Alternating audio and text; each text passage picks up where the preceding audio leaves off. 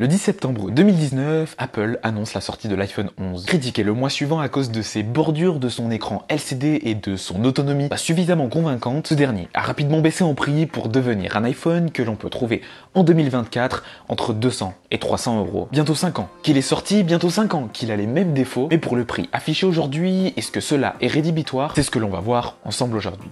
Salutations à toutes et tous, ici Romain le Phocéen, et aujourd'hui parlons de l'iPhone 11 et de son intérêt à l'acheter en 2024.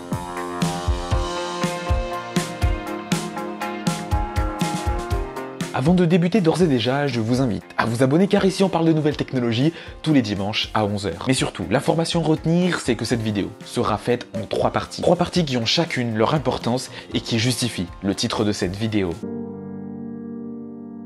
Peut-être que vous regardez cette vidéo en ayant un iPhone 11 entre les mains, et votre curiosité vous a poussé à savoir ce que j'en pense. Et vous savez quoi? J'ai envie de vous dire une chose. Votre iPhone 11 n'est pas obsolète. Vous pouvez encore le garder. Il n'est pas parfait, son écran est loin d'être le meilleur. Peut-être que la batterie mérite même d'être changée sur le modèle que vous possédez. Et retenez qu'il faut changer votre iPhone 11 uniquement si vous en avez besoin, pas si vous en avez envie. Faire durer son iPhone, c'est donner un sens à un engagement. Je sais que c'est un avis surprenant qui va au contraire de mon titre, mais je ne peux en aucun cas vous inciter à changer d'iPhone si vous n'en avez pas besoin. Pour de la consommation de contenu, pour l'usage de réseaux sociaux, pour simplement prendre quelques clichés occasionnellement ou échanger avec vos proches, je pense que l'iPhone 11 peut encore être suffisant.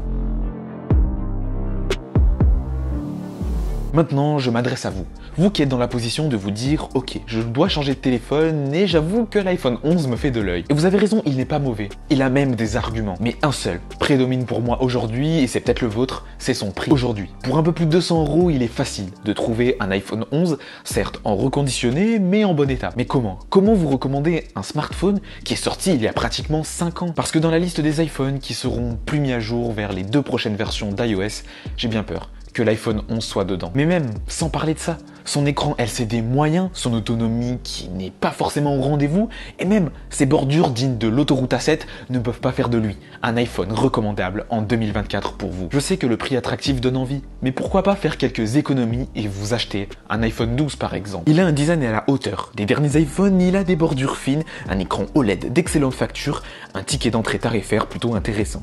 Des arguments, il en a beaucoup plus que l'iPhone 11, et pourtant, la différence de prix n'est pas si importante que ça. Alors, avec lucidité, j'ai envie de vous dire, enlevez l'iPhone 11 de votre wishlist et n'hésitez pas à regarder d'autres modèles plus récents, de plus près, pour avoir l'iPhone de vos rêves à un prix attractif. Peut-être que l'iPhone que vous choisirez vous coûtera plus cher sur le court terme, mais croyez-moi, sur le long terme, vous ne le regretterez pas. Malgré les arguments énoncés dans la partie précédente, vous ne voulez rien entendre et vous voulez cet iPhone 11. Dans ce cas, j'ai quelques points à partager avec vous. Déjà, l'iPhone 11, oui, il est attractif et surtout en reconditionné. Oui, 200 € est un billet suffisant pour s'offrir un iPhone 11 sur un site comme Back Market. Mais soyez prudents. Entre les pièces de mauvaise qualité, des écrans LCD de mauvaise facture, des Face ID obsolètes ou encore des capteurs photos qui ne sont pas à la hauteur, vous n'êtes pas à l'abri de ce genre de soucis en achetant sur ce genre de site. Je ne le vous souhaite pas, évidemment, mais prenez le temps de voir les avis, de regarder ce qui est pris en charge d'un point de vue garantie, car demandez à un réparateur ce qu'il pense du reconditionné. Il vous dira que quand le travail est bien fait, c'est pas trop mal, mais que quand c'est du travail à la chaîne, là, on perd énormément en fiabilité, mais surtout en réparabilité. Mais dans tous les cas, si vous êtes en train de valider votre panier, prenez du recul et dites-vous si c'est pas le moment de changer d'avis. Un produit plus récent, c'est un produit qui dure plus longtemps. Alors ne négligez pas cette donnée en vous aveuglant avec l'argumentaire du prix, car le temps vous rappellera qu'un achat compulsif basé sur le rapport qualité-prix n'est pas gage de fiabilité sur le long terme. Oui, vous l'avez bien compris, je ne recommande pas cet iPhone 11 en 2024. Je dirais même que c'est presque inconscient d'en faire la recommandation. Il est beaucoup trop imparfait pour notre époque, pour les usages que l'on a avec un smartphone en 2024, surtout face à un iPhone 12 ou un iPhone 12 Pro qui se positionnent comme des alternatives bien plus intéressantes à l'achat. Alors oui, je reconnais, les derniers iPhones sont chers. Très cher, mais s'orienter sur un iPhone qui a une capacité de durabilité plus forte, de flexibilité dans son approche, ainsi qu'une meilleure adaptabilité à son époque n'a pas de prix. Faites le choix intelligent, posez vos questions en commentaire, abonnez-vous. Et moi je vous dis à dimanche prochain 11 h pour une nouvelle vidéo.